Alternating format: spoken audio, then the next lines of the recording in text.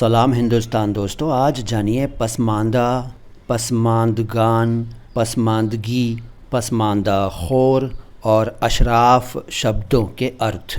पहले पसमानदा, ये दो शब्दों से बना है, एक है पस और दूसरा है मांदा। दोनों ही फ़ारसी के शब्द हैं और पस का मतलब होता है पीछे, मांदा का मतलब छूट गया हो, रह गया हो, जो पीछे छूट गया हो, जो पीछे रह गया हो, जो पिछड़ गया हो। निम्न वर्ग का व्यक्ति यानी पिछड़ा व्यक्ति, बैकवर्ड, बचा हुआ, डिप्राइव्ड। इसके अलावा जो मर्द मर गया हो उसके बाल बच्चे, उत्तराधिकारी, वंचित। इसके अलावा जूठन, बचा हुआ खाना यानी जूठा खाना, बर्तन में बचा हुआ जूठा, जिसको कई लोग झूठा कह देते हैं, वो जूठा है, जूठा खाना या जूठन। इसके बाद पसमानदगान। पसमानदगान पसमानदा का बहुवचन है, यानी एक व्यक्ति के लिए हम कहेंगे पसमानदा और एक से अधिक होंगे तो कहेंगे पसमानदगान।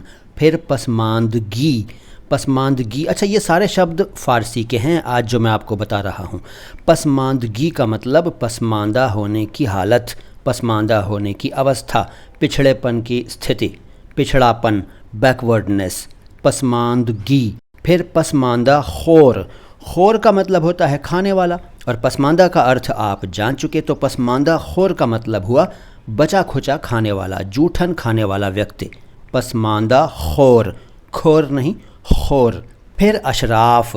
अशराफ शरीफ शब्द का बहुवचन है, इसका मतलब है उच्च वर्ग यानी कुलीन लोग, ख़ानदानी लोग, इलीट क्लास, इज़्ज़तदार लोग, सज्जन लोग। ये पसमानदा का ऑपोजिट है यानी एंटोनिम है, यानी विलोम शब्द है अशराफ।